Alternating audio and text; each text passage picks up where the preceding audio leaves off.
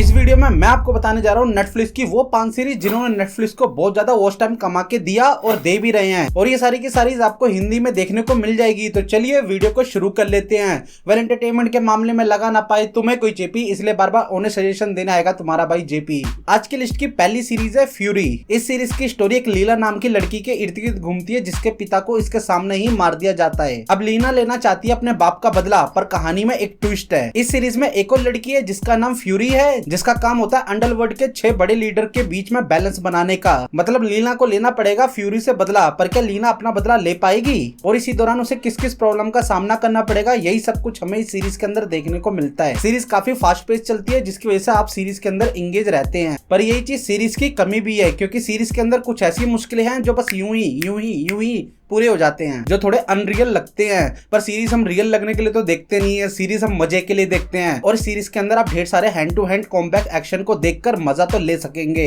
तो अगर आपको hand to hand combat action देखना पसंद है और एक मिस्ट्री देखना पसंद है तो इस सीरीज को जरूर देखना। अब बढ़ते हैं हम नेक्स्ट सीरीज की तरफ जिसका नाम है द सिग्नल। इस सीरीज के अंदर एक पति अपनी पत्नी का लौट के आने का इंतजार करती है क्योंकि वो एस्ट्रोनॉट होती है और स्पेस में गई होती है किसी चीज की रिसर्च करने के लिए। पर सीरीज उस वक्त इंटरेस्टिंग होना शुरू हो जाती है जब उसकी पत्नी सही सलामत अर्थ पे वापस तो आ जाती है, पर वो गायब हो जाती है और उसका कुछ पता नहीं चलता है, जिसकी वजह से उसका पति और उसका बच्चा उसे ढूंढने की कोशिश करते रहते हैं। पर इतनी कोशिश करने के बाद भी उन्हें जरा सा भी हिंट नहीं मिल पाता अपनी पत्नी के बारे में, क्योंकि बड़ी बड़ी सरकारें अथॉरिटीज इस चीज के अंदर इन्वॉल्व होती हैं, जिसकी वजह से उसका पति अपनी पत्नी तक पहुंच नहीं पाता। पर ये बड़ी बड़ी अथॉरिटीज सरकारें इस चीज में क्यों इन्वॉल्व है और इस सीरीज की क्या मिस्ट्री है, वही सब हमें ये सीरीज एक्सपीरियंस कराती है धीरे धीरे करके। इस सीरीज के 2 एपिसोड आपके तो मजेदार गुजरेंगे, पर बाकी के 2 बचे एपिसोड आपको बोरिंग कर देंगे। मतलब आप ये कह सकते हो सीरीज रॉकेट की तरफ ऊपर जाती है और धम से गिर जाती है। पर कुछ भी कह लो, सीरीज के अंदर मिस्ट्री को बहुत अच्छे से होल्ड किया गया है।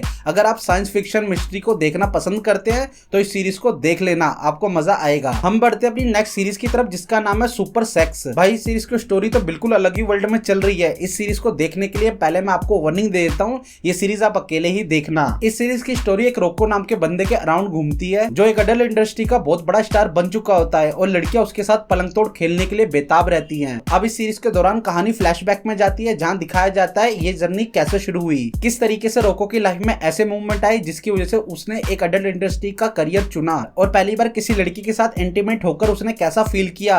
इस जर्नी के दौरान हमें ये सारी चीजें दिखाई जाती हैं। इस सीरीज में जिस तरीके का अधनंगापन चल रहा है ना, उसे देखकर आप हो सकता है थोड़ा सा अनकंफर्टेबल भी हो जाएं। अगर आप अडल्ट सीरीज देखने के शौकीन हो तो ये सीरीज आपके लिए है, अदरवाइज सोच समझ के इस सीरीज को चुनना। पर ये सीरीज इस समय नेटफ्लिक्स को बहुत ज्यादा वॉच टाइम कमा के दे रही है। हम बढ़ते हैं नेक्स्ट सीरीज की तरफ जिसका नाम है 3 बॉडी प्रॉब्लम। ये सीरीज आपका टाइम मांगती है पर पूरा स्वाद देती है। इस सीरीज की स्टोरी में लंदन शहर के अंदर कुछ साइंटिस्ट रहस्यमय तरीके से सुसाइड लगातार करते जा रहे हैं। अब इतने सारे सुसाइड हो जाने की वजह से वहां की पुलिस पूछताछ करने लग जाती है और इन सारे सुसाइड के बीच में एक लिंक यानी एक कनेक्शन ढूंढने लग जाती है। पर भाई जब वो कनेक्शन रिवील होता है ना तो आपका दिमाग हिल जाएगा, आपका मन करेगा ये जानने के लिए कि अगले एपिसोड में क्या होगा, उससे अगले एपिसोड में क्या होगा, उससे अगले एपिसोड में क्या होगा। मतलब आपका मन करता जाएगा और आप इस सीरीज को देखते जाएंगे। अगर आपने अभी तक ये सीरीज नहीं देखी तो यकीन मानो अब एक अच्छी सीरीज छोड़कर बैठे हो। इस सीरीज को मिस मत करो, इस सीरीज को अभी जाओ और देखो। बस ये सीरीज आपका वक्त मांगती है, पर ये सीरीज आपकी एक्स की तरह आपका काट के नहीं जाती, बल्कि आपको पूरा एंजॉय कराती है। मैं तो इस सीरीज को आपको जरूर रिकमेंड करूंगा, जरूर देखना। अब हम बढ़ते हैं नेक्स्ट सीरीज की तरफ जिसका नाम है द जेंटलमैन। इस सीरीज की स्टोरी एक एडी नाम के बंदे को फॉलो करती है जो एक रॉयल फैमिली से बिलोंग करता है, पर उसे हाल ही में पता चलता है कि उसके पिता की मौत हो गई है और वो अपने पिता के फ्यूनरल पे जाता है जहां उसे यह भी पता चलता है कि सारी प्रॉपर्टी का राजा वो बन चुका है। पर यह सीरीज उस वक्त इंटरेस्टिंग होने लग जाती है जब इसे पता चलता है इसकी प्रॉपर्टी के नीचे एक इलीगल बड़ा सा काम चल रहा है और इसी दौरान एक और एक्सीडेंट हो जाता है। इसका भाई किसी ऐसे बंदे को मार देता है जिसकी वजह से इसकी पूरी फैमिली खतरे में आ जाती है। अब एडी अपनी फैमिली को बचाने के लिए क्या क्या कोशिशें करता है, क्या क्या इंतजाम करता है, वो सब हमें सीरीज एक्सपीरियंस कराती है। ये सीरीज जब से नेटफ्लिक्स पर आई है, जब से ट्रेंड कर रही है, क्योंकि इसके 4 एपिसोड इतने ज्यादा इंगेजिंग है कि बंदा स्टार्टिंग में तो बड़ा तारीफ करने लग जाता है इस सीरीज की,